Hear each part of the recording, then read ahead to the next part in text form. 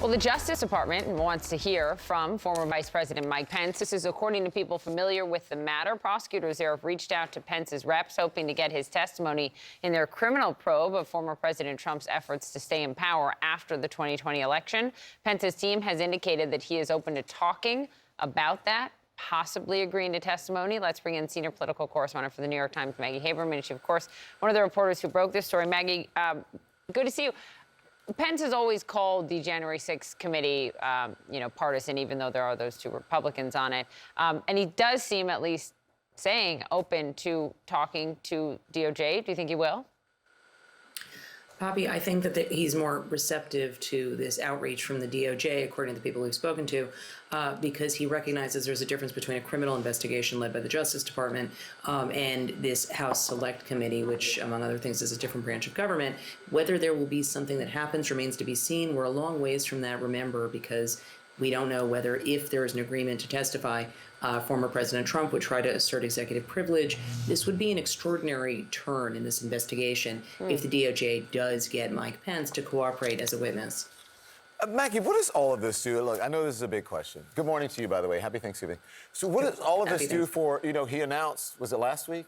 He did not announce he's running for president yet. Is that where you're going to say? No, I meant, I'm talking about the former president announcing. Oh, yes, he did. So the former president, it was last week, it all runs together, especially when it comes to, who's announcing and who's not. What is all of these investigations, Mike Pence, possibly testifying, yada, yada, yada. What does all this do for Trump? Does it matter?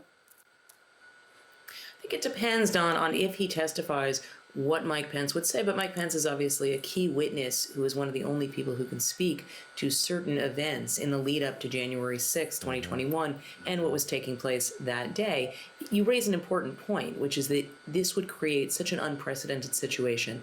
A former vice president and potential candidate potentially testifying or being interviewed against a former president who is a candidate, all of this being investigated by a Justice Department in an administration with a sitting president who is likely to run again. So we are just in uncharted territory. Yeah. Can we talk about Alaska? Yeah. Should we talk about Alaska? And Sarah Palin? What happened to once the darling, at one point, of the Republican Party? She's lost twice. Yeah, she lost twice this year. She has struggled. Alaska is a strange state because you can get crossover votes with Democrats and independents. So it's an unusual situation. And certainly in the case of the Murkowski race as well, you had ranked choice voting. But look, I think that Sarah Palin had a moment in time. I think that she helped usher in this new era in the Republican Party. We saw that Donald Trump inherited some of what she brought in, but I do think that, at a certain point, you actually have to win elections, and to keep saying, you're going to win and you're strong and your brand of politics is strong, and to not win is going to raise a lot of questions. Those are the same questions that the former president's going to face. Well, it's interesting. Murkowski won, sticking with Alaska for a moment.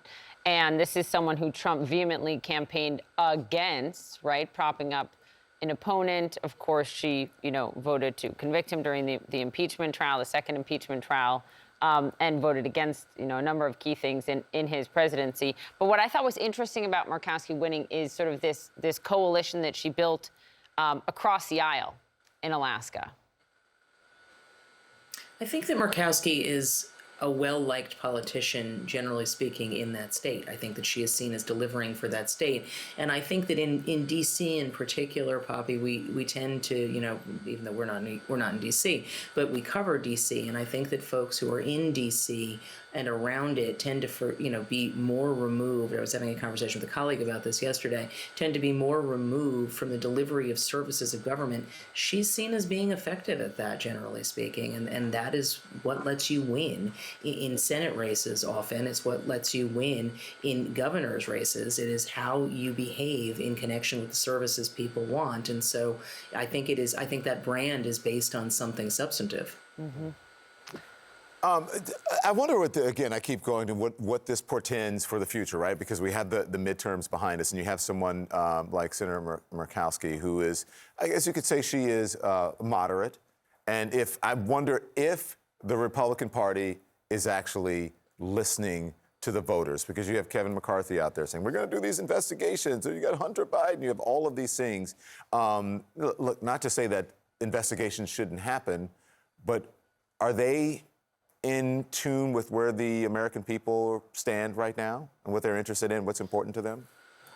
I think that Kevin McCarthy is going to get squeezed on to engage in a lot of these investigations, whether he wants to or not. And I think that, whether that is where the public is, I think is an open question. I think that we have certainly seen in previous, years and in previous Congresses, when Congress is perceived as overreaching on certain investigations and whether they get too personal. I do think that there is an appetite among a pretty wide cross-section of Republicans in the House for activities and investigations related to Biden. I'm not sure how wide the appetite is for investigations related to investigating the work that's been done already by the House Select Committee on January 6th. And that's another question that McCarthy is getting pressured on by some corners of the House Republican group. And so, I think it's a huge open question, but because Republicans did not get this overwhelming win in the midterms, I do think that they're going to face questions about what kind of mandate they are taking the gavel with. Yeah. Important question, Maggie, this behind the scenes here. Either you're like an all-in Thanksgiving everything, or you're just like, I'm going to go to the Chinese restaurant. So where do you stand on this?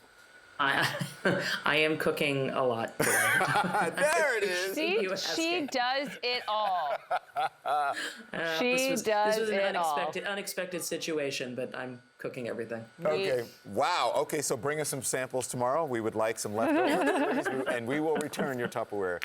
Maggie, happy Thanksgiving. Thanks for joining us on this day. Appreciate it. We're grateful for you. Happy Thanksgiving, guys. Thank you, Maggie. Thank you very much.